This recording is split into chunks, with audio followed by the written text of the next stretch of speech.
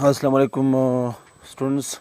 आज हम geometrical optics class 10 के जो न्यूमेरिकल्स है पेज 102 के ऊपर, तो न्यूमेरिकल 1 में आप देख सकते हैं 1.50 सेंटीमीटर हाई ऑब्जेक्ट। हमारे पास कोई ऑब्जेक्ट है जो कि 1.5 सेंटीमीटर हाई है, ठीक है।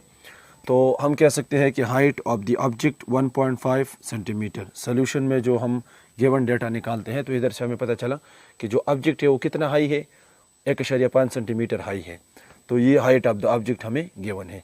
इज़ प्लेस्ड, ये रखा गया है, इतना लंबा ऊंचा ऑब्जेक्ट रखा गया है 20 centimetre from a concave mirror. Concave mirror से 20 सेंटीमीटर दूर रखा गया है, ठीक है।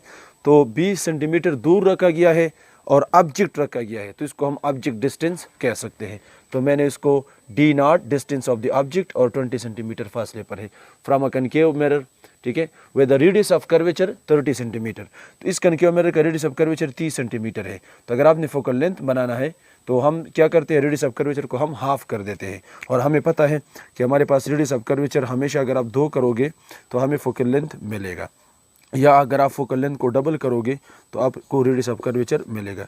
ये रिलेशन हमने पढ़ा था, ठीक है, जब हम चैप्टर में डिस्कस कर रहे थे मुख्तलिफ parameter for a concave mirror, ठीक है। तो हमारे पास फोकल लेंथ भी गिवन है। क्या कहते हैं, फाइंड, आपने मालूम करना है position of the image, location of the image. हम एक लेक्चर है वहाँ पर आप देख सकते हैं कि लोकेशन से क्या मुराद है। मतलब ये है कि इमेज कितना दूर बनेगा, यानी कि डिस्टेंस ऑफ द इमेज मालूम करना है, ठीक है। दूसरे क्या मालूम करना है, साइज ऑफ द इमेज, यानी कि HI मालूम करना है। Height of the image, object तो 1.5 सेंटीमीटर है, लेकिन आपने मालूम करना है कि इमेज कितना लंबा बनेगा। और नंबर C आपने रे डायग्राम भी ड्रा करना है। तो हम सोल्यूशन की तरफ आते हैं। सबसे पहले अगर हम देखें, हमें DI मालूम करना है, तो हमने एक फार्मूला लेंस या मिरर के लिए पढ़ा है कि 1/f = 1/D0 + 1/DI।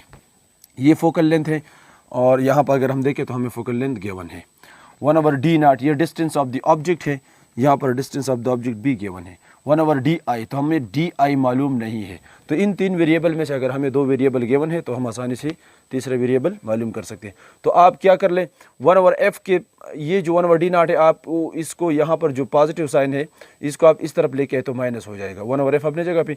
ये जब इस तरफ आएगा तो -1/D0, अकेला रह गया 1/DI, और वही हमने मालूम करना है। तो 1/DI अपने जगह पे, 1/f की जगह ये 15 लगा ले, माइनस अपने जगह पे 1/D0, D0 की जगह ये 20 सेंटीमीटर लगा ले। अब 1/DI = 1/15 - 1/20, 15 और 20 का आपने एलसीएम निकालना है। तो यहाँ पर मैंने साइड में निकाल लिया है। 15 और 20 का जब एलसीएम निकालेंगे तो 15 को भी 5 पे डिवाइड कर सकते हैं और 20 को भी 5 पे डिवाइड कर सकते हैं। तो 5 3 = 15, 5 4 = 20, मजीद नहीं हो सकता। तो 4 3 12, 12 5 60। तो इन दोनों के एलसीएम हमारे पास 60। 1/DI अपने जगह पे, ठीक है। 60 को 15 पर डिवाइड कर ले 4, 4 को 1 से मल्टीप्लाई कर ले तो 4, 60 को 20 पे डिवाइड कर ले 3, और 3 को 1 से मल्टीप्लाई करें तो 3 आएगा। इसका मतलब है कि 4 - 3 से 1 और 60 अपनी जगह पे, यानी कि 1/DI हमारे पास 1/60 के बराबर है। तो इसको आप रिवर्स कर ले तो ये भी रिवर्स हो जाएगा। इसका मतलब है कि DI = 60 सेंटीमीटर, ठीक है। हमें DI जो हमने मालूम करना था A पार्ट में, तो हमने मालूम कर लिया, डिस्टेंस ऑफ द इमेज। अच्छा स्टूडेंट्स, तो पार्ट B को हमने सॉल्व करना है। पार्ट B के लिए हमने क्या करना है, हाइट ऑफ द इमेज मालूम करनी है। तो हम पहले से जानते हैं कि magnification = height of the image by height of the object, R = distance of the image by distance of the object. लेकिन इसके साथ आप माइनस का साइन इस्तेमाल करेंगे। इस क्वेश्चन को अगर हम देखें तो हमारे पास distance of the object given था, ठीक है, 20 सेंटीमीटर, और डिस्टेंस ऑफ द इमेज हमने मालूम किया 60 centimetre. Height of the object हमें ऑलरेडी मालूम है 1.5 सेंटीमीटर, और हाइट ऑफ द इमेज जो है वो हम मालूम कर सकते हैं आसानी के साथ। तो अगर हम इन दोनों इक्वेशन को आपस में कंपेयर कर ले इस तरीके से, तो हम कह सकते हैं कि height of the image by height of the object = minus distance of the image by distance of the object. हमें HI मालूम करनी है, तो यहाँ पर भी H0 से मल्टीप्लाई करेंगे, यहाँ पर भी H0 से, यहाँ पर मल्टीप्लाई करने से कैंसिल आउट हो जाएगा, यहाँ पर मल्टीप्लाई करने से इधर हमारे पास H0 आ जाएगा। अब आप वैल्यू लगाइए, माइनस अपनी जगह पे, DI distance of the image, mirror से कितना दूर बना है इमेज, तो वो हमारे साथ 60 सेंटीमीटर दूर है। ऑलरेडी हमने इसे प्रीवियस पार्ट में मालूम किया, पार्ट जब हम A सॉल्व कर रहे थे। और ऑब्जेक्ट जो है हमारे पास डिस्टेंस ऑफ द ऑब्जेक्ट है कितना दूर है 20 सेंटीमीटर है, और जो original height of the object है वो हमारे पास 1.5 सेंटीमीटर है। तो 60 को 20 पे डिवाइड करने से हमें मिलेगा 3 माइनस अपने जगह पे, और 1.5 को मल्टीप्लाई करने से हमें मिलेगा 4.5 सेंटीमीटर।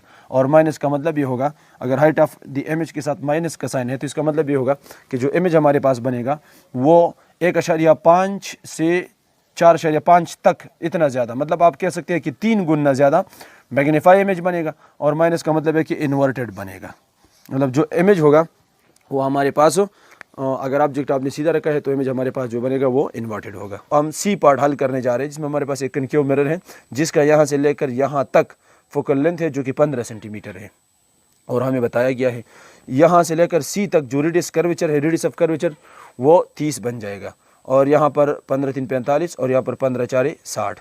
तो मैं एक ऑब्जेक्ट को कितना दूर रखता हूँ, मैं उसको 20 सेंटीमीटर। तो पोल से लेकर फोकल लेंथ तक इस क्वेश्चन के मुताबिक 15 और 5 मैंने 20 सेंटीमीटर पे कोई ऑब्जेक्ट रखा, एक रे प्रिंसिपल एक्स के मुतवाजी जाएगी और ये एफ से पास होगी आफ्टर द रिफ्लेक्शन, और दूसरा रे जो है वो पोल से टकराएगी और फिर वो सेम एंगल के साथ रिफ्लेक्ट बैक होगी। तो दोनों एक दूसरे को क्रॉस करते हैं कहाँ पर, 60 सेंटीमीटर दूर, जहाँ पर हमारे पास इमेज बनता है और बहुत ज़्यादा हाई इमेज, 3 गुना ज़्यादा मैग्नीफाई इमेज बनता है। तो यहाँ से लेकर यहाँ तक का फासला 15, यहाँ से लेकर ऑब्जेक्ट तक का फासला according to question 20 D not, और यहाँ से लेकर इमेज तक का डी आई, तो 15 15 15 और 15 60, और हमने ऑलरेडी मालूम किया। तो ये हमारे पास रे डायग्राम हुआ। स्टूडेंट्स दूसरा क्वेश्चन सॉल्व करते हैं। स्टूडेंट्स सेकंड न्यूमेरिकल में हमारे पास a candle of height 8 centimetre, मतलब एक कैंडल है और कितना हाई है 8 सेंटीमीटर। तो हमें height of the object given है 8 centimetre, located at a distance of 300 millimetre. ये कैंडल कितना दूर है, तो ये डी नॉट होगा, ठीक है, सॉरी ये डी नॉट, मतलब कैंडल एक्चुअली हमारे पास ऑब्जेक्ट है और ये किसी भी मिरर से कितना दूर है। तो जब कोई कैंडल ऑब्जेक्ट है और दूर है तो डिस्टेंस ऑफ द ऑब्जेक्ट हम इसको कहते हैं, उसको हम डी नॉट कहते हैं। डी नॉट हमारे पास जो है इट इज़ 300 मिलीमीटर, 300 मिलीमीटर दूर है। तो एक 300 मिलीमीटर से हम सेंटीमीटर बनाएंगे, क्योंकि हमारे पास जो लेंसेज के लैंग्वेज में ज़्यादातर हम सेंटीमीटर्स इस्तेमाल करेंगे। तो मिलीमीटर से अगर आपने सेंटीमीटर बनाने हैं तो 10 पे डिवाइड करेंगे, क्योंकि हमारे पास 1 सेंटीमीटर में 10 मिलीमीटर होते हैं। तो अगर आपने सेंटीमीटर से मिलीमीटर बनाने हैं तो 10 से मल्टीप्लाई करना है, लेकिन यहाँ पर हमने मिलीमीटर से हमने सेंटीमीटर्स बनाने हैं तो हम इसको 10 पर डिवाइड करेंगे। तो 300 को मैं 10 पर डिवाइड करूँगा, 0 के साथ 30 सेंटीमीटर हो जाएगा। इतना कैंडल इतना दूर है, तो ये डी नॉट हुआ। पास डी आई, तो यहाँ पर अगर हम देखें it's virtual image is formed, image बनता है behind the mirror at 3 centimetre from pole, image बनता है पोल, और जारी बात है हम तमाम फासले पोल ही से नापते हैं। तो कन्वेक्स मिरर से हमारे पास इमेज कितना दूर बना, 3 सेंटीमीटर, तो हम इसको डिस्टेंस ऑफ द इमेज कह सकते हैं 3 सेंटीमीटर। ये भी गिवन है। फाइंड द फोकल लेंथ, तो हमने कन्वेक्स मिरर का जिसका फोकल लेंथ भी नेगेटिव आएगा और इसका फोकल लेंथ वर्चुअल भी है वो मालूम करना है। फिर क्या करना है, and height of the image जो एच आई है वो हमने मालूम करने। तो सबसे पहले हम आते हैं जो लेंस फार्मूला या मिरर फार्मूला है उसको हम इस्तेमाल करते हैं 1/f = 1/d0 + 1/di। हमने फार्मूले का शेप चेंज नहीं करना है, हमने सिर्फ और सिर्फ वैल्यूज लगाने हैं। 1/f अपने जगह पे 1/d0 की जगह 30 लगाना है, ठीक है। d0 हमारे पास 30 सेंटीमीटर है, और 1/di, डी आई की जगह मैं 3 नहीं -3 लगाऊंगा, क्योंकि हमने कन्वेंशन में पढ़े हैं कि हमारे पास जितनी भी डिस्टेंसेस होंगे वर्चुअल इमेज के लिए, यहाँ पर कहते हैं कि हमारे पास इमेज वर्चुअल है। अगर यहाँ पर मेंशन ना भी हो तो कन्वेक्स मिरर हमेशा वर्चुअल इमेज बनाते हैं। तो इसके लिए हम जो इस्तेमाल करेंगे डिस्टेंस ऑफ द इमेज, ये कन्वेंशन है कि हम इसको माइनस लेंगे। तो मैं 3 के बजाय -3 लेता हूँ, ठीक है। तो 1/f = 1/30, प्लस और माइनस से माइनस आएगा 1/3। 30 और 3 का मैं एलसीएम 30 लूँगा, 30 को 30 पे डिवाइड करने से 1 और 1 को 1 मल्टीप्लाई करने से 1 आएगा। 30 को 3 पे डिवाइड करने से हमारे पास आएगा 10, और 10 को 1 से मल्टीप्लाई करने से हमें मिलेगा 10, ठीक है। तो 1/f = 1 - 10/30। 1/f = 1 को 10 से निकालने से -9/30 आएगा। f को उल्टा कर ले, f/1 हो जाएगा, ये 9 ऊपर चला जाएगा, 30 नीचे, और माइनस साइन इसके साथ रहेगा। तो इसको डिवाइड करने से हमें मिलता है फोकल लेंथ -3.3 सेंटीमीटर। 3.3 सेंटीमीटर इस मिरर का फोकल लेंथ है, और माइनस का मतलब ये है कि ये मिरर कनकेव मिरर नहीं है, ये कन्वेक्स मिरर है, क्योंकि हमने पढ़ा था कि हमारे पास कन्वेक्स मिरर की फोकल लेंथ हमेशा नेगेटिव में आएंगे। फिर हमने क्या करना है, फिर हमने हाइट ऑफ द इमेज मालूम करनी है। तो ये मैंने ए पार्ट मालूम कर लिया। बी पार्ट के लिए मैं क्या करता हूँ, यहाँ पे चलता हूँ। तो बी पार्ट के लिए मैग्निफिकेशन = hi/h0 = di/d0। एक फार्मूला हम पहले पढ़ चुके हैं, बहुत ज़्यादा यूज़फुल है, हम अपनी ज़रूरत के मुताबिक उससे मुख्तलिफ शेप्स ले सकते हैं। तो मैं इसे ये लूँगा कि ये इसके बराबर है, मैं कह सकता हूँ कि ये दोनों आपस में बराबर है। तो मैं यहाँ पर लिखूँगा HI/H0 is equal to DI/D0। मैंने लिख लिया। यहाँ पर मैं माइनस साइन इस्तेमाल करूँगा और ये हम जानते हैं बड़ी डिटेल से, ठीक है, कि जब आप ये फार्मूला इस्तेमाल करते हैं तो अगर आप ये शेप इस्तेमाल करते थे यहाँ पर माइनस लगाने की ज़रूरत नहीं है, लेकिन अगर आप मैग्नीफिकेशन को इसके साथ इक्वल करते हैं तो फिर आपने यहाँ पर एक माइनस इस्तेमाल करेंगे कन्वेंशनली, और ये हम कह चुके हैं, ठीक है। आगे बढ़ते हैं। HI हमने मालूम करना है, इसको भी H0 से मल्टीप्लाई कर ले, इसको भी H0 से मल्टीप्लाई कर ले, ठीक है। तो जब हम इसको ये माइनस में लगाता हूँ इस तरह, इसको जब मैंने H0 से मल्टीप्लाई किया, यहाँ पर HI रह गया DI/D0 माइनस साथ साथ चलेगा ज़रब H0, ठीक है, H0। DI की वैल्यू मैंने लगाई माइनस अपने जगह पे, DI की वैल्यू मैंने -3 लगाई, क्योंकि हम कहते हैं कि डिस्टेंस ऑफ इमेज हमेशा हम नेगेटिव लेंगे, तो -3 डिवाइड बाई D0 हमें यहाँ पर गिवन है 30, DI भी गिवन है 3, माइनस मैंने लगा लिया because of the virtual image, और ये हम कहते हैं मल्टीप्लाइड बाय H0, और H0 हमें बताया गया है कि इसके सामने जो कैंडल लगा हुआ है वो 8 सेंटीमीटर है, ठीक है। तो माइनस को माइनस से मल्टीप्लाई करने से प्लस आ जाएगा, 3 × 24 डिवाइड बाई 30, इसको डिवाइड करने से हमें जो इमेज मिलता है वो 0.8 सेंटीमीटर हाई इमेज बनेगा। तो 8 सेंटीमीटर बड़ा कैंडल 0.1 सेंटीमीटर, तो इसका मतलब है कि इसका मैग्नीफिकेशन हमेशा 1 से कम रहती है। मतलब इसके सामने अगर आप ऑब्जेक्ट जिस पसली पर भी रखें तो आपको हमेशा सीधा नज़र आएगा। तो यहाँ पर जब हम देखते हैं तो नेगेटिव साइन नहीं आया, HI के साथ नेगेटिव नहीं है, पॉजिटिव है। अगर नेगेटिव आया होता तो हम कहते हैं कि इमेज इन्वर्टेड है, और ये भी हमने साइन कन्वेंशन में पढ़े हैं। लेकिन यहाँ पर हमारे पास पॉजिटिव साइन है, तो इसका मतलब है कि इमेज हमारे पास अपराइट है, और अपराइट इमेज हमेशा हमारे पास वर्चुअल होते हैं। न्यूमेरिकल नंबर 3 में कहते हैं कि हमारे पास calculate the speed of light. आपने स्पीड ऑफ लाइट को कैलकुलेट करना है इन ज़िरकॉन। ये कोई मटेरियल है, इसमें आपने स्पीड ऑफ लाइट को मालूम करना है। तो हम V लिखेंगे कि हमने क्या करना है, V को हमने मालूम करना है, क्योंकि हम speed of light in any material को हमेशा V से शो करते हैं, जबकि speed of light in vacuum को हम हमेशा स्पेशल सिंबल C से शो करते हैं।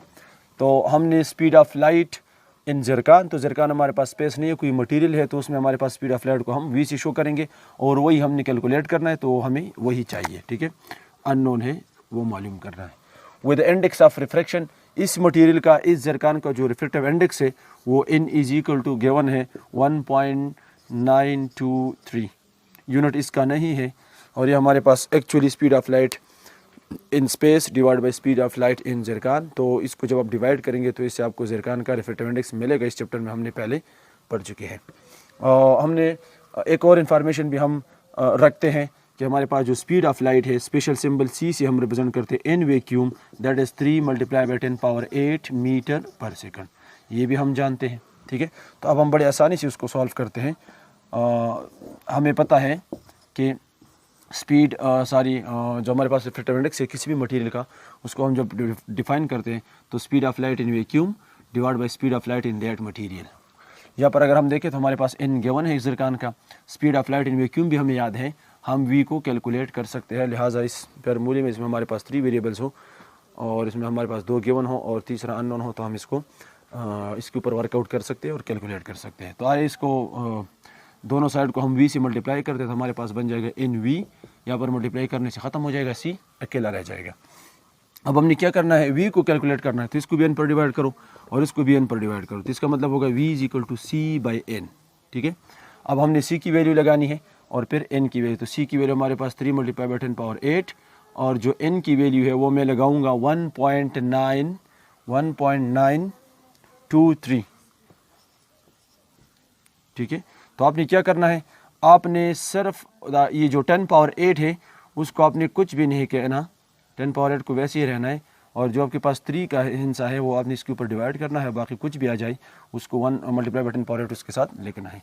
तो V इज इक्वल टू, हमारे कहते हैं कि हमारे पास a light ray strike in air water interface. हमारे पास कोई लाइट रे है और ये एयर वाटर इंटरफेस को स्ट्राइक करती है, मतलब एक वाटर है और एक एयर है, मतलब वाटर से एयर में या एयर से वाटर में दाखिल होता है, at an angle of 46 degree, 40 degree का एंगल I बनाता है विद रिस्पेक्ट टू नॉर्मल। जारी बात है जितने भी एंगल्स हमारे पास जो कैलकुलेट होते हैं एंगल I के लिए, अगर आप कैलकुलेट करते हैं तो इंसिडेंट रे और नॉर्मल के दरमियान, अगर आप रिफ्लेक्टेड एंगल को कैलकुलेट करना चाहते हैं तो रिफ्लेक्टेड रे और नॉर्मल के दरमियान, तो तमाम एंगल्स को हम normal with respect to count करते हैं। The reflective index of the water is 1.33, water का जो रिफ्लेक्टिव इंडेक्स है N वो हमारे पास 1.33 है। Find the angle of refraction, आपने θr को मालूम करना है, यानी कि हमारे पास θi भी मालूम है, N भी गिवन है। और जो एयर का n है वो भी हमें मालूम है। तो हमने क्या करना है, find the angle of refraction, हमने थीटा आर को मालूम करना है when the direction of the रे इज़ फ्रॉम, जब हमारे पास रे कहाँ से कहाँ जा रही हो। ठीक है, जारी बात है कि हमारे पास कुछ एंगल आई भी गिवन है, कुछ वाटर का रिफ्रैक्टिव इंडेक्स भी मालूम है, एयर का तो हमें याद है कि 1.0027 समथिंग इस तरह के है, या 1 ही हम लेते हैं। तो हमारे पास एयर वाटर इंटरफेस है। तो अब हम कंफ्यूज है कि हमारे पास ये जो रेज़ है ये एयर से वाटर में दाखिल हो रहे हैं या वाटर से एयर में दाखिल हो रहे हैं। हमने कौन से इंटरफेस को या कौन से केस को लेना है, तो दोनों केसेस हमने लेने हैं। ये कहते हैं कि अगर आपने केस ए में जब आपके पास लाइट रेज एयर से जाते हुए वाटर में दाखिल हो रहे हों, तो फिर हमारे पास जो एंगल आई बनेगा वो एयर में बनेगा और थीटा आर जो बनेगा वो वाटर में बनेगा। दूसरे में कहते हैं कि हमारे पास जब वाटर से रोशनी आते हुए बाहर एयर में दाखिल हो, तो फिर हमारे पास एंगल आई वाटर में होगा और एंगल आर जो है वो बाहर एयर में होगा। तो वही केस नंबर 1 हम ए सॉल्व करते हैं और उधर से हम कुछ डेटा निकालते हैं। तो अगर आप डेटा के ऊपर नज़र डालें तो हमारे पास जो डेटा है यहाँ पर उसमें एक रिफ्रैक्टिव इंडेक्स गिवन है वाटर का n, ठीक है, एयर का n हमें मालूम है और कुछ थीटा आई हमारे पास गिवन है। तो मैं डायग्राम के ऊपर फोकस करूंगा। सबसे पहले मैं इंटरफेस बनाऊंगा एयर वाटर का, और हमारे पास जो पहले केस में रेज जो है वो एयर से वाटर में दाखिल होते हैं। तो ये एयर है जिसको हम एज अ रेयर मीडियम तस्वर करते हैं, उसका रिफ्रैक्टिव इंडेक्स n1 यानी कि 1 के बराबर है, और शुआई जो है वो हमारे पास एयर से जाते हुए इंटरफेस से टकराते हैं। तो नॉर्मल और उसके दरमियान जो एंगल आई बनता है वो 46 है और पहले हम कह चुके हैं। यहाँ पर जब रेज दाखिल होंगे तो हमारे पास जो original path of travelling for the रे वो हमारे पास ये है कि ओरिजिनल इसी रास्ते पर ट्रेवल करना चाहिए। लेकिन ये हमें पता है कि रिफ्रैक्शन ये कहती है कि अगर हमारे पास शुआएं रेयर से डेंसर में जा रही हो तो reflected raise will bend towards the normal. तो हमारे पास इस केस में थीटा आर जो है वो इनसाइड द वाटर बनेगा और हम कह सकते हैं कि वो 46 से कम होना चाहिए। तो हमने वो थीटा आर मालूम करने हैं। तो वाटर का हमारे पास जो है इसको हम एज अ डेंसर मीडियम तस्वर करते हैं और उसका रिफ्रैक्टिव इंडेक्स हम n2 = 1.33 लेते हैं। अब हम कहते हैं कि इसको n1 क्यों कहा, इसको n2 क्यों कहा, और आगे दूसरे स्टेप में भी इस तरह है। तो अगर हम स्नेल के ऊपर नज़र डालें तो n1 sin theta 1 = n2 sin theta 2। n1 उस मीडियम का जिसमें रेस ट्रेवल कर रहे हैं, चाहे जो भी मीडियम हो, एयर रेयर हो या डेंसर हो, और साइन थीटा आई उसी मीडियम में जो नॉर्मल के साथ एंगल बनता है इसको थीटा आई कहते हैं। n2 वो दूसरा मीडियम है जिसमें लाइट जो है वो एंटर होता है। तो ज़ाहिर बात है यहाँ पर वाटर में एंटर होता है तो हम वाटर के n2 लेंगे, और साइन थीटा आर। तो यहाँ पर हमने सिर्फ इसी थीटा आर को कैलकुलेट करना है क्योंकि हमारे पास n2 मालूम है, वाटर का n2 1.33 है, हमें थीटा आई मालूम है, उसका हम कैलकुलेटर से साइन ले सकते हैं, और हमें n1 एयर का n1 भी मालूम है। तो अगर आपने साइन थीटा आर को अलग रखना है तो इसको भी n2 पर डिवाइड करो, तो n1/n2 यहाँ से ख़त्म हो जाएगा, साइन थीटा आर अकेला, n1/n2 और साइन थीटा आई वैसे ही हम लिखेंगे। हमने साइन को ख़त्म करना है, सिर्फ थीटा आर मालूम करना है, तो इसको भी साइन पर डिवाइड करो, और यहाँ पर डिवाइड करने से ऊपर आ जाएगा, तो साइन +1 साइन इनवर्स बन जाएगा। Theta are = sine inverse 1/1.3, n1 की जगह मैंने 1 लगा ली, डिवाइड बाई n2 की जगह मैंने 1.33 लगाई और साइन 46 लगाई। थीटा आर हमारे पास 46 है, तो साइन का आप 46 निकालेंगे, इन दोनों को डिवाइड करेंगे, इससे मल्टीप्लाई करेंगे, जो भी आ जाएगा उसका आप साइन इनवर्स लेंगे। तो मैंने कैलकुलेट किया 33 डिग्री हमारे पास थीटा आर बनता है। और जारी बात है एंगल आई 46 है, जब आप डेंसर में जाएंगे तो एंगल आई हमारे पास ग्रेटर होगा, एंगल आर हमारे पास कम होगा, यानी कि हमारे पास जो थीटा आई होगा वो ग्रेटर देन थीटा आर होगा। तो हमने यहाँ पर देख लिया कि थीटा आई 46 है और जो हमारे पास जवाब आया वो 33 है, तो हम जानते हैं 46 इज़ ग्रेटर देन 33। दूसरे स्टेप में कहते हैं कि वही थीटा आई 46 ले लो, वाटर का 1.33 ले लो, एयर का 1 ले लो, ठीक है, और अब आपने क्या करना है, अब आपने वाटर टू एयर इंटरफेस इस्तेमाल करना है। यानी इससे पहले हमारे पास जो रेस थे वो एयर से वाटर में जा रहे थे, तो हमारे पास जो एंगल इंसिडेंट बन रहा था वो एयर में बन रहा था। अब जो वाटर है जो रेज है वो वाटर से एयर में जा रही है, तो हमारे पास जो एंगल ऑफ इंसिडेंस बनेगा वो वाटर के अंदर बनेगा नॉर्मल इंसिडेंट रे के दरमियान। तो हमारे पास ये इंसिडेंट रे है वाटर से जिसका रिफ्रैक्टिव इंडेक्स 1.33 है, उसको हम डेंसर तस्वर करते, रेज उससे निकलते हैं, नॉर्मल के साथ 46 डिग्री बनाते हैं। तो जारी बात है जब वो बाहर एयर में जाएंगे जिसको हम एज अ रेयर तस्वर करते और इसका रिफ्रैक्टिव इंडेक्स हम 1 लेते हैं, तो उसका जो ओरिजिनल पाथ ऑफ ट्रेवलिंग है वो ये है, लेकिन ये बेंड होगा अवे फ्रॉम द नॉर्मल। इस केस में हमारे पास जो थीटा आर है वो ज़्यादा होना चाहिए थीटा आई से, ठीक है। अब हम कैलकुलेट करेंगे इंशाल्लाह कि इसका जो आंसर आएगा थीटा आर इस केस में वो 46 से ज़्यादा आना चाहिए, ठीक है।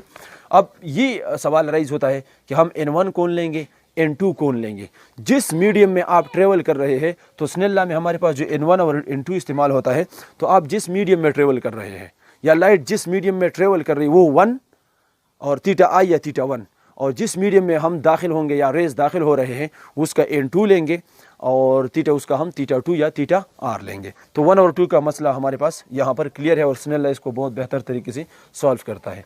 तो जब आप वाटर से एयर की तरफ जाते हैं तो हमारे पास वाटर में जो एंगल आई बनते हैं वो 46 है, वो थीटा आर हमने कैलकुलेट करना है जो नॉर्मल के साथ बनाता है। वही Snell law N1 sin theta I equal to N2 sin theta R, हमने sin थीटा आर को अलग रखना है और दूसरे स्टेप में हमने थीटा आर को अलग रखना है, क्योंकि क्वेश्चन में हमने थीटा डिवाइड करने से हमें मिलेगा 1.56 और ज़रिए 10⁻8 को आपने वैसे ही लगाना है। ज़ाहिर बात है स्पीड है तो आपने इसको मीटर पर सेकंड में शो करना है। ये हमारे पास ज़िरकान कोई मटेरियल है, उसकी आपने लाइट स्पीड ऑफ लाइट उसमें हमने कैलकुलेट किया। ये यूज़ इन ज्वेलरी, जो हमारे पास ज्वेलरी में इस्तेमाल होता है, ज़ेवरात में इस्तेमाल होता है, टू रिप्लिकेट डायमंड। डायमंड के मुतबादल के तौर पर सिंगार के लिए हम इसमें ज़िरकान को इस्तेमाल करते हैं। तो ज़ाहिर बात है डायमंड में ट्रेवल कर सकते हैं लाइट, तो ज़िरकान भी कुछ इस तरह का ट्रांसपेरेंट ऑप्टिकल मीडियम मटेरियल होगा तो उसमें भी लाइट ट्रेवल कर सकेगा। तो ज़ाहिर कैलकुलेट करना है, तो साइन थीटा आर को कैलकुलेट करने से ये भी N2 पर डिवाइड करो, यहाँ पर N2 पर डिवाइड होने से N1/N2 हो जाएगा, यहाँ पर ख़त्म हो जाएगा और साइन थीटा आई रह जाएगा। अब साइन जो है यहाँ पर डिवाइड करने से ख़त्म हो जाएगा, थीटा आर रह जाएगा और यहाँ पर साइन डिवाइड करने से ऊपर आ जाएगा, साइन इनवर्स बन जाएगा। N1 की जगह 1.33, हम वाटर से जा रहे हैं तो N1 लेंगे, और जो हमारे पास साइन और थीटा आई 46 है तो इसको तकसीम करने से वही 1.33 और साइन 46 से मल्टीप्लाई करने से फिर उससे जो भी आएगा उसका हम साइन इनवर्स लेंगे। तो उसका जो हमारे पास जवाब है 74 डिग्री, तो इसका मतलब है कि 74 डिग्री एंगल बनाएगा। और वही स्टूडेंट्स हमारे पास न्यूमेरिकल नंबर 5 है और इसमें कहते हैं कि हमारे पास कोई ऑप्टिकल फाइबर है बना हुआ होता है किसी भी ट्रांसपेरेंट मटेरियल से, जिसमें हमारे पास light with the help of total internal reflection की मदद से ट्रेवल करते हैं। फास्टेस्ट कम्युनिकेशन के लिए हम इसको इस्तेमाल करते हैं। तो जो हमारे पास बना हुआ होता है वो स्पेशल ग्लास है जिसको हम फ्लिंट ग्लास कहते हैं, जिसका इंडेक्स ऑफ रिफ्लेक्शन 1.66 है, ठीक है। और इसके इर्द गिर्द एक और क्लेडिंग होती है जो कि इसको प्रोटेक्ट करते हैं, प्रोटेक्शन का काम होता है। और दूसरा काम इसका ये भी है कि टोटल इंटरनल रिफ्लेक्शन को फुलफिल कर सके। उसका हमारे पास जो बना हुआ होता है वो क्राउन ग्लास से बना हुआ होता है और उसका इंडेक्स ऑफ रिफ्लेक्शन हमारे पास 1.52 है। तो हमने क्रिटिकल एंगल को मालूम करना है। तो यहाँ पर हमारे पास टोटल इंटरनल रिफ्लेक्शन के लिए हमने एक शर्त पढ़ा था कि हमारे पास टोटल इंटरनल रिफ्लेक्शन तब होगी जब हमारे पास जो लाइट रेज है वो डेंसर मीडियम से रेयर में जाएंगे, एक शर्त। दूसरा शर्त यह था कि हमारे पास जो इंसिडेंट एंगल है वो क्रिटिकल एंगल से ज़्यादा होना चाहिए। तो यहाँ पर तो ज़्यादा डिटेल नहीं है, लेकिन यहाँ पर हम देख सकते हैं कि हमारे पास दो मटेरियल है, एक फ्लिंट ग्लास है और एक क्राउन ग्लास है। दोनों का रिफ्रेक्टिव इंडेक्स गिवन है, तो ज़ाहिर बात है एक का रिफ्रेक्टिव इंडेक्स ज़्यादा होगा और एक का रिफ्रेक्टिव इंडेक्स कम होगा। तो यहाँ से अगर हम लाइट को ज़्यादा रिफ्रेक्टिव इंडेक्स वाली मटीरियल से, जो यहाँ पर अगर हम देखें फ्लिंट ग्लास से क्लेडिंग यानी कि क्राउन ग्लास जिसका रिफ्रेक्टिव इंडेक्स निस्बतन कम है उसमें दाखिल करवाए, तो हम कह सकते हैं हमने डेंसर से रेयर में। और अगर हम इस एंगल आई को क्रिटिकल से बढ़ाए तो फिर हमारे पास जो लाइट है वो इसी फ्लिंट ग्लास में ट्रैप होगी और उसमें टोटल ट्रेवल करता हुआ दूसरे एंड तक चली जाएगी और बाहर हमारे पास लाइट नहीं जाएगी, जिसको हम टोटल इंटरनल रिफ्लेक्शन कहते हैं। तो सबसे पहले हमने जो हमारे इसके लिए हमारे पास जो रिलेशन है क्रिटिकल एंगल और रिफ्रेक्टिव इंडेक्स के दरमियान वो हम मालूम करते हैं स्नेल लॉ से। ऑलरेडी फार्मूला भी है, लेकिन अगर मैं उसको इसके सोल्यूशन करूँ, पहले उसका जो फार्मूला है वो मैं डिराइव करूँ, फिर उसमें हम डिसाइड करेंगे कि हमारे पास जो दो रिफ्रेक्टिव इंडेक्सेस हैं उसको हमने कैसे यूज़ करने हैं। तो स्नेल लॉ कहते हैं कि हमारे पास N1 sin थीटा 1 आई भी कह सकते हैं, थीटा आई को हम थीटा 1 कहते हैं, is equal to N2 sin theta 2। मतलब ये थीटा 1 जो है एक्चुअली थीटा आई है, ठीक है, ये थीटा 1 है और जो थीटा आर है वो हमारे पास थीटा 2 है। अच्छा, तो इसमें हमने कहा था कि हमारे पास टोटल इंटरनल रिफ्लेक्शन के लिए क्या होना चाहिए। टोटल इंटरनल रिफ्लेक्शन से पहले हम एक और फिनोमेना पढ़ते हैं क्रिटिकल एंगल का, वो शर्त वो भी पूरी करनी है कि हमारे पास जो एंगल है वो क्रिटिकल से ज़्यादा होना चाहिए। तो अगर इसके ऊपर अगर हम क्रिटिकल का कंडीशन लगाए तो हम कह सकते हैं कि हमारे पास कोई ज्योमेट्री है, ये हमारे पास कोई डेंसर मीडियम है, ये हमारे पास रेयर मीडियम है, ठीक है। तो डेंसर में हमें रेयर में जाना चाहिए। वो एंगल आई जिसके लिए एंगल आर, वो एंगल आई उसको हम क्रिटिकल एंगल कहेंगे, जिसके लिए हमारे पास जो एंगल आर होता है जो रिफ्लेक्टेड रे है वो प्लेन के साथ साथ ट्रेवल करना शुरू करे, तो हम कहेंगे कि जिसके लिए हमारे पास एंगल आर जो है वो 90 बन जाए। तो एंगल आई को हम क्रिटिकल का नाम देंगे। ये कंडीशन हम यहाँ पर इस्तेमाल करते हैं N1 अपनी जगह पे, जहाँ से रेज जा रहे हैं ये N1 होंगे, जहाँ पर जाएंगे ये N2 होंगे। तो जाहिर बात है जहाँ से हम जा रहे हैं वो डेंसर है, उसका रिफ्रैक्टिव इंडेक्स ज़्यादा होगा। जिस मीडियम में लाइट एंटर हो रही है वो हमारे पास रेयर होगा। तो इनमें हमारे पास जो ज़्यादा वैल्यू है उसको हम N1 कहेंगे और जो हमारे पास कम रिफ्रैक्टिव इंडेक्स है उसको हम N2 कहेंगे। तो जब इस सिचुएशंस को हम इस इक्वेशन के ऊपर लगाते तो N1 और फिर हम θ1 नहीं कहेंगे, सॉरी, इसको अगर आप θ1 कहें और इसको आप θ2 कहें तो फिर मैं θ1 को θc कहूँगा। अगर मेरे पास रिफ्रैक्टेड रे यानी कि θ2 जो है वो 90 के बराबर हो जाए, यानी कि साइन θ2 अगर हमारे पास क्या हो जाए 90 हो जाए, तो मैं साइन 90 लगाऊंगा, साइन 91 के बराबर। तो मेरे पास रह जाएगा N1 sign θc is equal to N2। इसको N1 पर डिवाइड करो, ये भी N1 पर डिवाइड करो, तो साइन θc अलग रह जाएगा और यहाँ पर N2 डिवाइड बाई N1 हो जाएगा। मुझे क्रिटिकल एंगल चाहिए, तो साइन को यहाँ से वहाँ पर शिफ्ट करने से यहाँ पर +1 है तो यहाँ पर चला जाएगा -1 इन्वर्स की सूरत में। क्रिटिकल एंगल अकेला रह जाएगा sign inverse N2 by N1। इस न्यूमेरिकल्स में आपको जो नज़र आ रहे हैं उसमें हमारे पास दो रिफ्रैक्टिव इंडेक्सेस है 1.66 और 1.52। एक रिफ्रैक्टिव इंडेक्स की वैल्यू ज़्यादा है और एक रिफ्रैक्टिव इंडेक्स की वैल्यू कम है। तो अगर यहाँ पर हम नज़र डालें तो हमारे पास जो क्रिटिकल एंगल होता है, जो टोटल इंटरनल रिफ्लेक्शन होता है, उसमें हम डेंसर से रेयर में जाते हैं। तो N1 हम डेंसर लेंगे, यानी कि जो रिफ्रैक्टिव इंडेक्स की वैल्यू ज़्यादा है वो हम N1 लेंगे और जो रिफ्रैक्टिव इंडेक्स की वैल्यू हमारे पास कम है वो हम N2 लेंगे। स्नेल्ला के केसेस में जो हमारे पास N1 N2 आता है, तो यहाँ पर मैंने N1 की जगह वो ग्रेटर वैल्यू 1.66 जो कि ऊपर इस न्यूमेरिकल में हमारे पास गिवन है और N2 की जगह मैंने निस्बतन जो स्मॉल वैल्यू है वो लगाई। इन दोनों को एक दूसरे के ऊपर डिवाइड करने से जो भी आंसर आएगा उसका हम साइन इन्वर्स लेंगे 66.3 डिग्री, जो हमारे पास इसका क्रिटिकल एंगल बन जाएगा। स्टूडेंट्स, हमारे पास न्यूमेरिकल नंबर 6 है। Suppose the book page is held 7.50 centimetre from a concave lens. हमारे पास कोई कनकेव लेंस है और उसके सामने हमारे पास कोई किताब है जो कि 7.5 सेंटीमीटर दूर है। तो इस वक्त हमारे पास किताब ऑब्जेक्ट है और कनकेव लेंस के सामने पड़ा हुआ है, तो D0 हम इसको तस्वर करेंगे। तो मैंने D0 लेकर किसी भी कनकेव लेंस से और जिसका फोकल लेंथ हमारे पास 10 सेंटीमीटर है तो मैंने फोकल लेंथ 10 सेंटीमीटर ले लिया।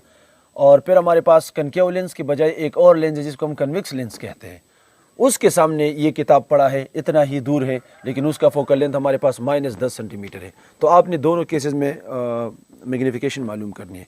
इसमें कहते हैं कि आपके पास दो लेंसेज है, एक लेंस कनकेव लेंस है और एक हमारे पास है वो कन्वेक्स लेंस है। कनकेव लेंस के सामने हमारे पास किताब 7.5 सेंटीमीटर दूर पड़ा है और उसका फोकल लेंथ -10 सेंटीमीटर है, जबकि कन्वेक्स लेंस के साथ भी वही किताब 7.5 सेंटीमीटर दूर पड़ा है और उसका फोकल लेंथ +10 सेंटीमीटर है। तो आपने दोनों केसेस में मैग्नीफिकेशन को फाइंड आउट करना है। तो एक्चुअली हमारे पास दो क्वेश्चन है, तो हम सॉल्व करते हैं फिलहाल कनकेव के लिए नहीं बल्कि कन्वेक्स लेंस के लिए। कि अगर आपके पास ये किताब जो कि 7.5 सेंटीमीटर दूर पड़ा हुआ है लेंस से, तो हम पहले कन्वेक्स लेंस लेते हैं, उसके लिए सोल्यूशन निकालते हैं और उसके बाद फिर हम ये सॉल्व करेंगे कनकेव लेंस के लिए उस केस में। ठीक है, तो मैं सोल्यूशन के लिए सबसे पहले पार्ट ए की जानिब जा रहा हूँ, चूँकि एक्चुअली दो क्वेश्चंस है तो मैं कंसिडर करूँगा फॉर कन्वेक्स लेंस। अगर ये सारी सिचुएशंस हमारे पास है और हमने लेंस लिया कन्वेक्स लेंस, तो हमारे पास जो गिवन डाटा होगा D0 जो कि एक्चुअली किताब है और लेंस के सामने है, तो हम इसको एज ऑब्जेक्ट लेंगे और हमारे पास है 7.5 सेंटीमीटर D0। उसी लेंस का जो फोकल लेंथ है वो हमारे पास 10 सेंटीमीटर और हमने क्या करना है, मैग्नीफिकेशन मालूम करनी है। मैग्नीफिकेशन का हम फार्मूला जानते हैं, is equal to HI/H0 height of the image by height of the object is equal to -DI/D0। तो हमारे पास मैग्नीफिकेशन मालूम करनी है, HI भी नहीं है, H0 भी नहीं है, तो मैं इसको इसके साथ कंपेयर करके हम कुछ फार्मूला जो है निकाल सकते हैं जिसके ऊपर हम वर्कआउट कर सकते हैं। तो मैंने कहा M is equal to -DI/D0। यहाँ पर अगर देखा जाए तो मेरे पास D0 मौजूद है, ऑलरेडी गिवन है। DI भी मेरे पास नहीं है जिसके ऊपर मैंने क्रॉस लगाया और मैग्नीफिकेशन के ऊपर भी मैंने क्रॉस लगाया। यहाँ पर मेरे पास दो वैल्यूज़ अननोन है। जब दो वैल्यूज़ अननोन है तो मैं इस फार्मूले को डायरेक्टली इस्तेमाल नहीं कर सकता। अगर मैं लेंस फार्मूला इस्तेमाल कर लूँ, उसमें से DI कैलकुलेट कर लूँ, फिर यहाँ पर पुट कर लूँ तो D0 पहले से मौजूद है, दो वैल्यूज़ आ जाएंगे, तीसरा हम फिर मालूम कर सकते हैं। तो मैं DI को मालूम करने के लिए यहाँ पर इस फार्मूले को इस्तेमाल करता हूँ। तो 1/f = 1/DI + 1/D0। ये लेंस फार्मूला भी है, ये मिरर फार्मूला भी है, ये कनकेव के लिए भी है, ये कन्वेक्स के लिए भी है, बस चंद रिवायात को जहन में, कन्वेंशंस को जहन में रखते हुए 1/f = मैंने इस D0 को यहाँ पर शिफ्ट किया तो प्लस की जगह यहाँ पर -1/D0 और यहाँ पर 1/DI रह गया। 1 ओवर एफ की जगह 10 माइनस अपनी जगह पे, और 1 ओवर डी नॉट जो पहले से हमारे पास जो गिवन डेटा है वो 7.5 है। 1 ओवर डी अपनी जगह पे 10 और 7.5 का मैं एलसीएम लूँगा, दोनों को मल्टीप्लाई करेंगे सिंपल, क्योंकि हमारे पास कोई ऐसे कॉमन फैक्टर्स नहीं है जो दोनों को डिवाइड कर सके। तो दोनों को मल्टीप्लाई करने से हमारे पास 75 आ जाएगा। ठीक है, 75 को 10 पर डिवाइड करने से 7.5 आ जाएगा, 1 तो 7.5 माइनस 75 को 7.5 पर डिवाइड करने से 10 आ जाएगा, और 1 से मल्टीप्लाई करने से 10 आ जाएगा, is equal to 1 over D I. 7.5 से जब मैं माइनस 10 करूँगा तो मेरे पास माइनस 2.5 आ जाएगा। ठीक है, माइनस 2.5 एक माइनस सिंबल आएगा, divide by 75 is equal to 1 over D I. तो मैंने इसको रिवर्स करना है, तो 1 ओवर डी आई की वजह डी आई बाई 1 हो जाएगा। ठीक है, ये भी रिवर्स हो जाएगा, ये 75 ऊपर चला जाएगा, 2.5 नीचे चला जाएगा, और माइनस साइन साथ साथ चलता रहेगा। इसको मज़ीद सिंप्लीफाई करने के लिए मैं डिवाइड बाई 1 नहीं लिखता हूँ, क्योंकि ये ज़्यादा अच्छी बात नहीं है, क्योंकि ये अंडरस्टूड है कि ये डिवाइड बाई 1 ही है। इज इक्वल टू मैं लगा सकता हूँ 2.5 की जगह, अगर मैं इसको इस तरह सिंपल करूँ, माइनस अपनी जगह पे 75 अपनी जगह पे डिवाइड बाई 2.5। ठीक है, ऊपर मैं पॉइंट की जगह 1 लगा लूँगा और 5 की जगह 0 लगाऊंगा, तो ये 25 हो जाएगा, पॉइंट चला जाएगा, ख़त्म हो जाएगा। यहाँ पर अगर हम देखें 25 सेकंड 25, 25 दूनी 50, 25 3 75। ठीक है, और इसको 10 से मल्टीप्लाई करूँ तो यहाँ पर हमारे पास जो आ जाएगा minus 30 centimetre,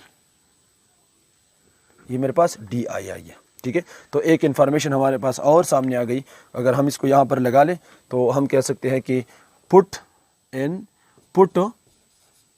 D I is equal to minus 30 centimetre in equation x। ये मेरे पास इक्वेशन x है। ठीक है, तो अगर मैं यहाँ पर पुट कर लूँ तो मेरे पास मैग्नीफिकेशन आ जाएगा, magnification is equal to minus अपने जगह पे और एक माइनस वो आ जाएगा।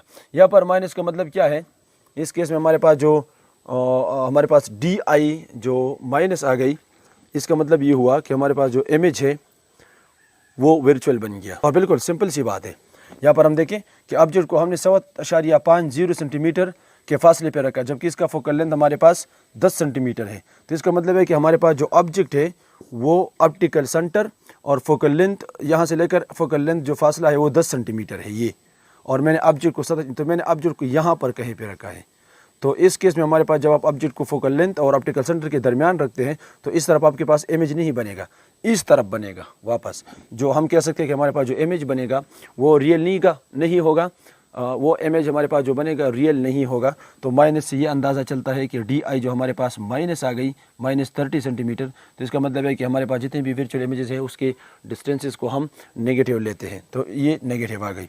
अब हम आते हैं और यहाँ पर पुटिंग करते हैं, तो मैग्नीफिकेशन इज इक्वल टू एक माइनस ये वाला लगाएंगे, डी आई की जगह 30 लगाएंगे, डिवाइड बाई डी नॉट की जगह हम 7.5 लगाएंगे।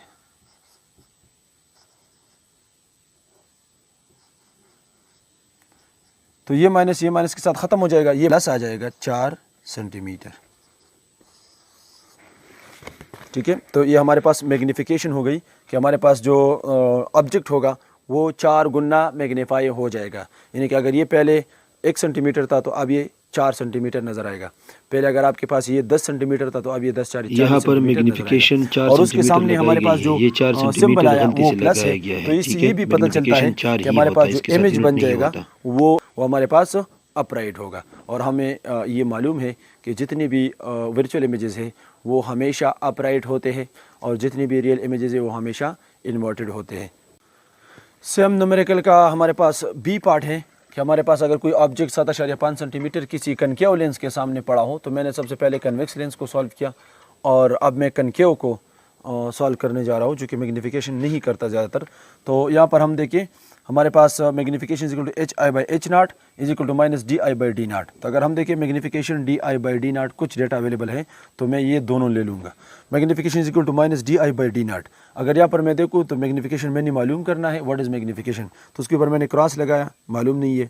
डी आई के ऊपर भी मैंने क्रॉस लगाया, डिस्टेंस ऑफ द इमेज भी मेरे पास नहीं है, सिर्फ डी नाट मेरे पास मालूम है। तो जब दो वेरिएबल मेरे पास नहीं है तो मेरे पास फार्मूला जो है वो यूजलेस है। तो मैंने डी आई मालूम करना है, फिर मैं इसमें पुट करूँगा और मैग्नीफिकेशन फाइंड आउट करूँगा। तो डी आई को मालूम करने के लिए मैं लेंस लेंस फार्मूला या लेंस इक्वेशन इस्तेमाल करूँगा 1/f = 1/d0 + 1/di। ये मेरे पास लेंस इक्वेशन भी है, लेंस फार्मूला है, मिरर इक्वेशन भी है, मिरर फार्मूला भी है। तो अगर आपने di को सेपरेट करना है तो d0 इधर चला जाएगा, माइनस हो जाएगा। 1/di = 1/f - 1/d0। 1/f की जगह हमने -10 लगाना है। यहाँ पर कहते हैं कि इसका जो फोकल लेंथ है वो -10 है, ठीक है। पहले आप जो -10 लगाया है आप फिर इसमें चेंजेस लेके आए। जो +10 है ये हमारे पास कन्वेक्स होगा लेंस, और जो माइनस है ये हमारे पास कनकेव होगा। कनकेव का फोकल लेंथ हमेशा, कनकेव लेंस का फोकल लेंथ हमेशा माइनस होगा। तो इस तरीके से हमारे पास किताब में जो न्यूमेरिकल है उसमें कुछ मिस्टेक है, तो आप अपनी किताब को इसके साथ सेट कर ले, उसमें जो मिस्टेक है आप इससे निकाल लें। तो मैं फोकल लेंथ की जगह -10 लगाऊंगा तो 1/10 माइनस फार्मूले का 1/d0 की जगह 7.5 जो कि हमारे पास एक्चुअली पेज है, लेंस के सामने पड़ा हुआ है। 1/d अपनी जगह पे माइनस मैं 10 और 7.5 का एलसीएम लूँगा, दोनों को मल्टीप्लाई करने से 75 आ जाएगा। 75 को 10 पे मल्टीप्लाई करने से 7.5 और माइनस, तो -7.5। इसको इस पर डिवाइड करने से 10 आएगा, और 10 को 1 मल्टीप्लाई करने से 10 आ जाएगा, और माइनस अपनी जगह -7.5 और -10 से -17.5 डिवाइड बाई 75 में लगाऊंगा। तो ये जब रिवर्स हो जाएगा, डी ऊपर चला जाएगा, 1 नीचे चले, तो ये भी रिवर्स हो जाएगा। 75 ऊपर चला जाएगा, 17.5 नीचे आएगा।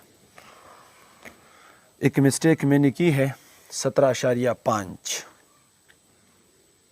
ठीक है। तो अब 17.5 के लिए मैं कैलकुलेशन कर लूँगा।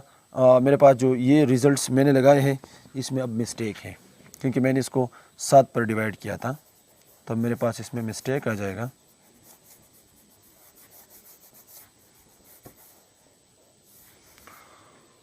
तो ये मेरे पास जब मैं डिवाइड करूँगा 4 पॉइंट समथिंग आ जाएगा सेंटीमीटर, और -20 आ जाएगा। तो इसका मतलब ये है कि di = -4 point something centimetre. Calculator मेरे पास नहीं है, आप लगा ले जो भी है। माइनस का मतलब ये है कि जो di हमारे पास यहाँ पर उसके साथ जो डिस्टेंस है उसके साथ नेगेटिव आ गया, तो इसका मतलब है कि हमारे पास जो इमेज बन गया ये रियल नहीं है, वर्चुअल है, ठीक है। अब आपने इसको पुट करना है, किस में पुट कर रहे हैं इसको, इन x, जो मेरे पास पहले से x इक्वेशन मौजूद है। तो अगर आप यहाँ पर देखिए m = di की जगह मैं वही 4 लगाऊंगा, या 4, एक माइनस ये वाला, एक फार्मूले वाला, एक माइनस ये हो जाएगा, 4 लगा लूँगा, डिवाइड बाई d0 की जगह मैं 7.5 लगाऊंगा।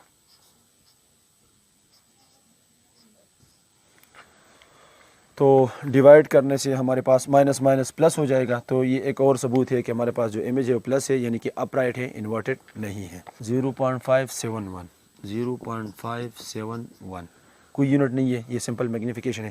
तो इसका मतलब है कि हमारे पास ऑब्जेक्ट जो है वो 0.57, इसका मैग्नीफिकेशन 1 से भी कम आएगा। तो ये हमारे पास इसी के 6 क्वेश्चन का पार्ट 2 था। मैग्नीफायर कोई भी चीज़ है जो कि मैग्नीफायर की मदद से गुलाले देखना चाहते हैं, तो ये औरतों के हुकूक़ है, गुलाले को शामिल किया, अच्छी बात है, ठीक है। तो एक मैग्नीफायर है वो इस्तेमाल कर रहे हैं इसी चीज़ को देखने के लिए, जिसका फोकल लेंथ हमारे पास 3 सेंटीमीटर है। एफ हर नियर पॉइंट n = 25 सेंटीमीटर, ये कम से कम देखने की जो उसकी रेंज है, अगर नियर पॉइंट व्यू उसकी 25 सेंटीमीटर है। Calculate the maximum magnification she can get, तो इसी चीज़ से जिसका फोकल लेंथ मैग्नीफायर का 3 सेंटीमीटर है, सबसे ज़्यादा मैग्नीफाइड केस उसके लिए कितना बन सकता है, इसमें कितना ज़्यादा पॉसिबल मैक्सिमम मैग्नीफिकेशन ये हासिल कर सकते हैं। तो हमारे पास फार्मूला है मैग्नीफिकेशन = n/f + 1। मैग्नीफिकेशन है ये नियर पॉइंट n, व्यू है ये, फोकल लेंथ है +1।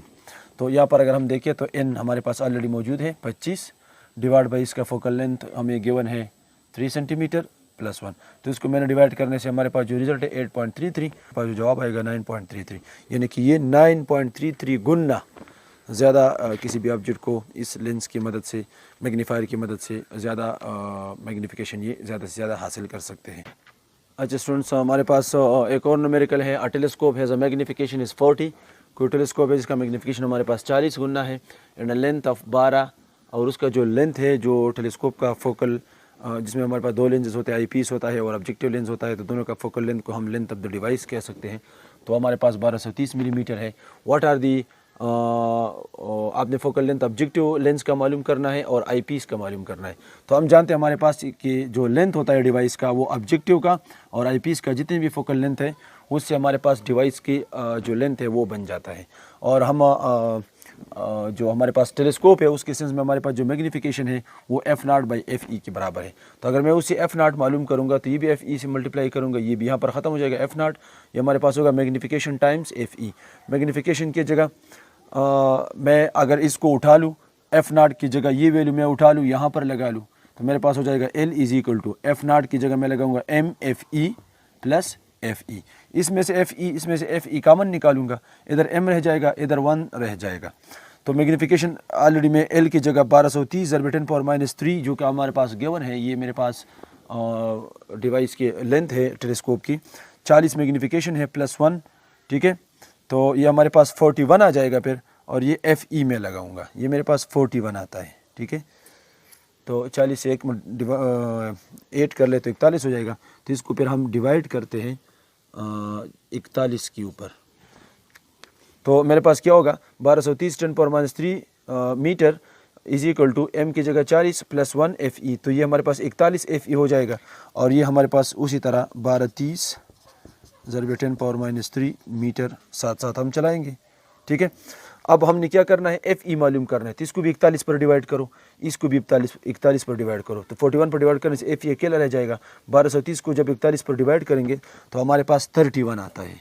ये पहले से मैंने डिवाइड किया था 40 के ऊपर, तो मैंने 31.75 लगाया था। 41 पर डिवाइड करने से हमारे पास ये आ जाएंगे, ठीक है। ज़रिब 10⁻³ लगाएंगे जो कि हम मिली के लिए इस्तेमाल करेंगे, तो इसको डिवाइड करने से हमारे पास 31, 10⁻³ को हम मिली और मीटर कहेंगे। तो ये मेरे पास आई पीस का फोकल लेंथ इतना बन जाएगा, ठीक है।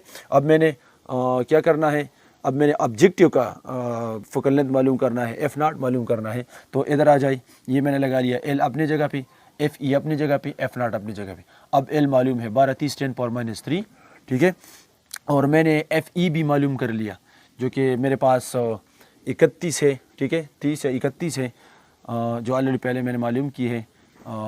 ये मैं कह सकता हूँ 1230 मिलीमीटर, 10⁻³ में नहीं लगा मिलीमीटर, तो ये मेरे पास होगा 31 मिलीमीटर, ठीक है, और मैं प्लस लगाऊंगा।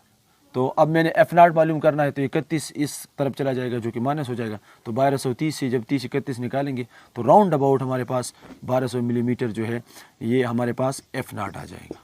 तो हमने f0 को भी मालूम कर लिया और fe को हमने भी मालूम कर लिया। आई पीस का फोकल लेंथ भी हमारे पास आ गया और ऑब्जेक्टिव का फोकल लेंथ भी हमारे पास आ गया इसी डिवाइस के लिए, टेलीस्कोप के लिए।